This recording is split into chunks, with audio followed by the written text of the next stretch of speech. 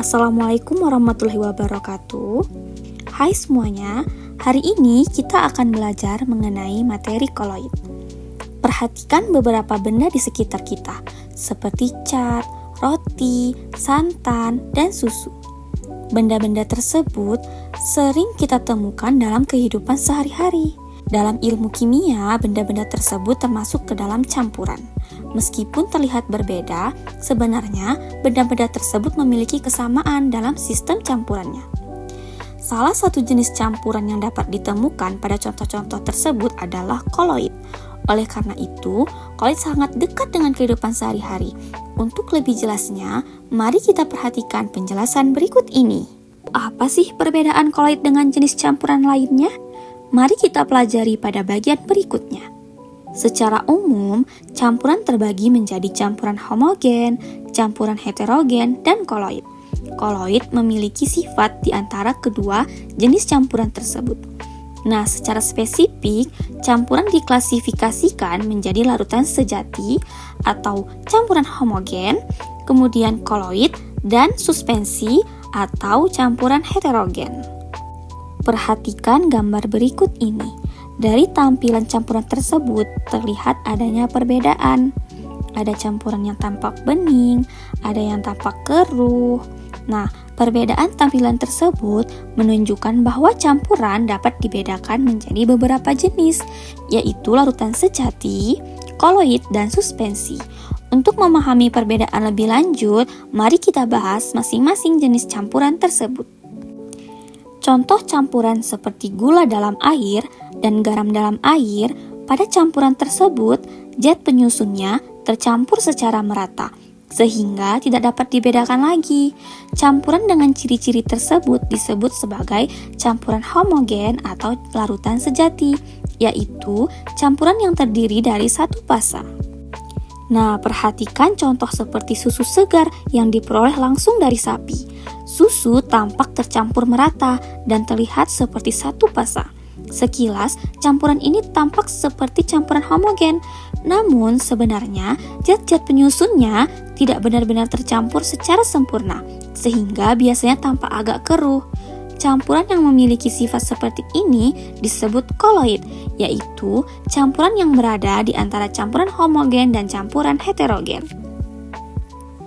Jika campuran tersebut diamati menggunakan mikroskop ultra, akan terlihat bahwa partikel lemak susu tidak benar-benar menyatu dengan air.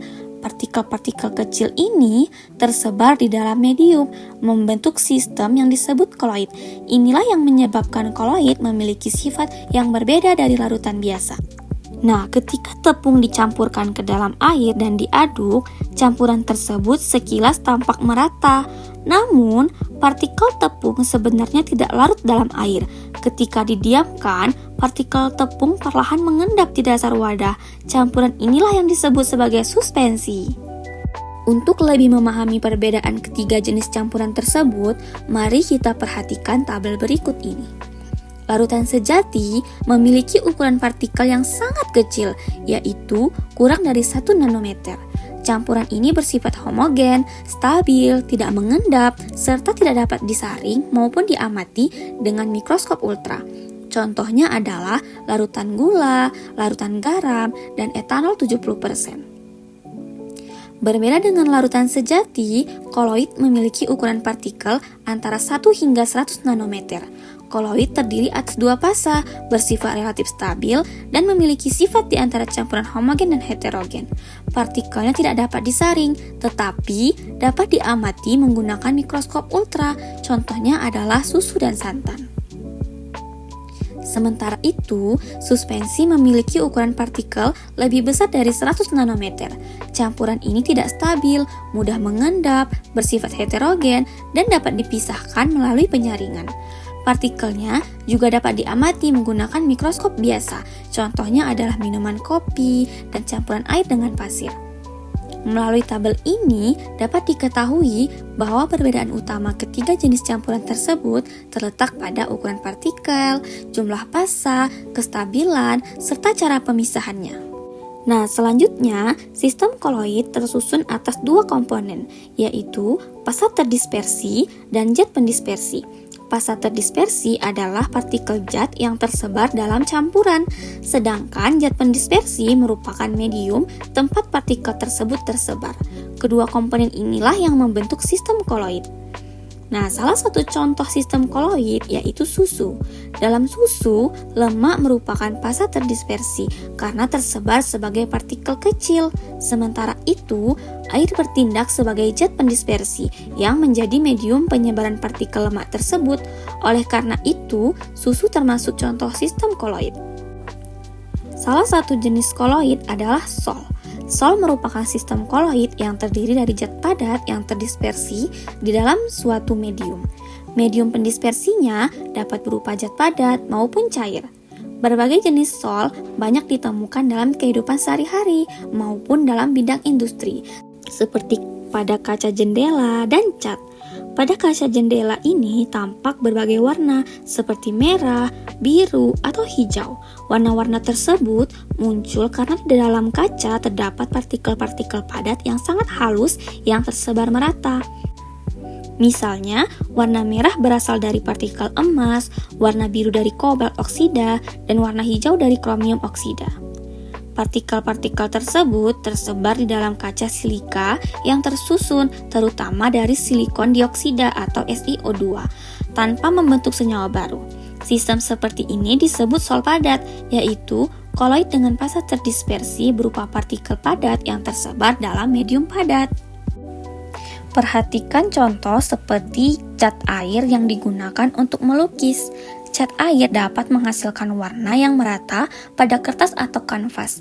Hal ini terjadi karena di dalam cat terdapat partikel-partikel padat yang sangat halus yang tersebar dalam cairan. Partikel-partikel tersebut tidak benar-benar larut, tetapi tetap tersebar secara stabil sehingga campuran tampak seragam. Sistem seperti ini disebut sol cair, yaitu koloid dengan pasa terdispersi berupa partikel padat yang tersebar dalam medium cair. Jenis koloid berikutnya adalah emulsi. Emulsi merupakan sistem koloid dengan pasa terdispersi berupa zat cair yang tersebar di dalam medium lain. Contoh emulsi yang sering kita temui dalam kehidupan sehari-hari adalah santan dan agar-agar. Perhatikan contoh seperti agar-agar atau jelly. Agar-agar memiliki bentuk yang kenyal dan tidak mudah mengalir, namun tetap mengandung banyak air. Hal ini menunjukkan bahwa sifatnya berada di antara padat dan cair. Keadaan tersebut terjadi karena partikel-partikel tertentu membentuk jaringan yang mampu mengikat air di dalamnya. Pada agar-agar, partikel polisakarida seperti agarosa berperan sebagai pasa terdispersi, sedangkan air menjadi medium pendispersi yang terperangkap dalam jaringan tersebut. Sistem koloid seperti ini disebut gel, yaitu salah satu jenis emulsi padat. Nah, selanjutnya, santan dan susu tampak tercampur merata dan memiliki warna putih. Namun sebenarnya, campuran tersebut tersusun dari dua jenis cairan yang tidak benar-benar menyatu secara sempurna. Pada santan, misalnya, terdapat tetesan-tetesan sangat halus dari lemak atau minyak kelapa yang tersebar di dalam air. Tetesan minyak ini berperan sebagai pasa terdispersi, sedangkan air berfungsi sebagai medium pendispersi. Sistem koloid seperti ini disebut emulsi cair, yaitu koloid yang terdiri dari zat cair yang terdispersi di dalam zat cair lainnya. Jenis koloid berikutnya adalah buih. Buih merupakan sistem koloid dengan pasa terdispersi berupa gas yang tersebar di dalam medium cair atau padat. Gas yang terdispersi biasanya berupa udara atau karbon dioksida. Contoh buih dapat ditemukan pada buih sabun dan batu apung. Roti dan batu apung merupakan contoh benda yang memiliki banyak rongga atau pori-pori kecil di dalamnya. Rongga-rongga tersebut terbentuk karena adanya gelembung gas yang terperangkap di dalam bahan padat.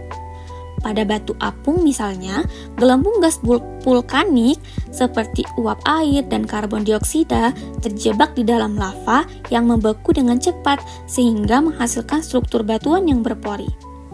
Sistem koloid seperti ini disebut buih padat, yaitu koloid dengan pasa terdispersi berupa gas dan medium pendispersi berupa zat padat. Buih sabun dan whipped cream merupakan contoh campuran yang sering kita jumpai dalam kehidupan sehari-hari. Pada campuran tersebut tampak banyak gelembung udara yang tersebar di dalam cairan. Keadaan ini terjadi karena adanya gas yang terperangkap dan tersebar dalam zat cair. Pada buih sabun, udara berperan sebagai fase terdispersi, sedangkan larutan air dan sabun menjadi medium pendispersi. Molekul surfaktan pada sabun menurunkan tegangan permukaan sehingga gelembung gas dapat terbentuk dan tetap stabil. Sistem koloid seperti ini disebut buih cair, yaitu koloid dengan fase terdispersi berupa gas dan medium pendispersi berupa zat cair. Jenis koloid yang terakhir adalah aerosol. Aerosol merupakan sistem koloid dengan medium pendispersi berupa gas, sedangkan fase terdispersinya dapat berupa zat cair maupun zat padat. Contoh aerosol yang sering dijumpai dalam kehidupan sehari-hari adalah asap pabrik dan obat nyamuk semprot, di mana partikel kecil tersebar di udara.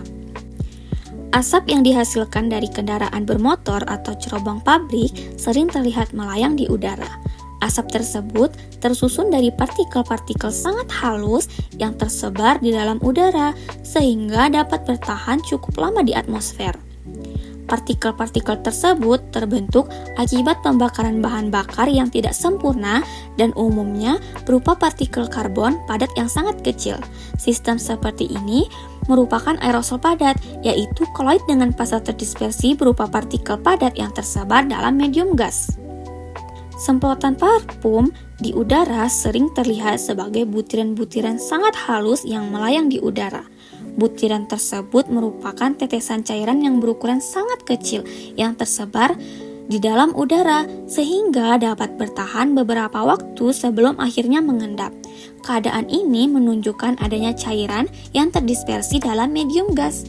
Sistem koloid seperti ini disebut aerosol cair, yaitu koloid dengan fase terdispersi berupa tetesan cairan yang sangat halus dan medium pendispersi berupa gas. Nah, inilah penjelasan mengenai jenis-jenis koloid. Semoga kalian semua bisa paham dan bisa menjawab pertanyaan dengan baik dan benar. Sampai jumpa lagi. Dadah!